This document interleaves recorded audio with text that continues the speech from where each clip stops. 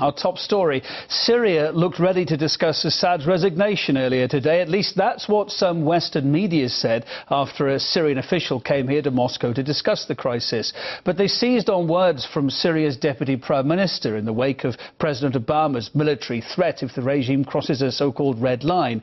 Auntie Lucy Kafanoff can help explain what was really said. Well, I'm standing in front of the Russian Foreign Ministry where talks had concluded between the Syrian delegation and Sergey Lavrov.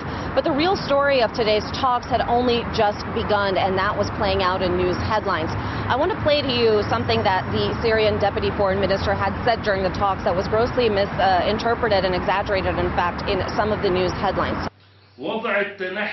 Recommending resignation as a condition before conducting any dialogue means that you can't attend to the matter at hand. Dialogue can discuss any problem.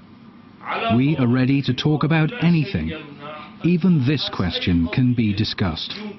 But a resignation before any mechanisms are in place for the Syrian people to express their opinion, is this a democratic approach? Well, as you can hear right there, what he was talking about is the need to remove any kinds of preconditions, such as, for example, the requirement of President Bashar al-Assad stepping down before some sort of a peaceful solution could be negotiated. That is not what was reflected in the news coverage of the talks on Tuesday between the Syrian delegation and the Russian government. Of course, we do have to keep in mind that the press conference that had taken place was in Arabic, was later translated to Russian and then into English. But what this really serves to highlight is the lack of accurate information and balanced information coming out about the 18-month-long conflict. I also want to bring into the discussion the example of Aleppo as the battle continues to rage in Syria's second city. Several news outlets had reported, for example, when the Free Syrian Army spokespeople had said that they had taken controls of nearly two-thirds of Aleppo. The Syrian government of President Bashar al-Assad had disputed those claims. And what all of this really serves to highlight is, again, the lack of balanced information coming out about this conflict. There really needs to be a middle ground in this escalating conflict. What we're seeing instead is a sort of black and white portrayal, trading of barbs, a sort of lack of ability for the different sides to come together to really move this forward in a diplomatic way.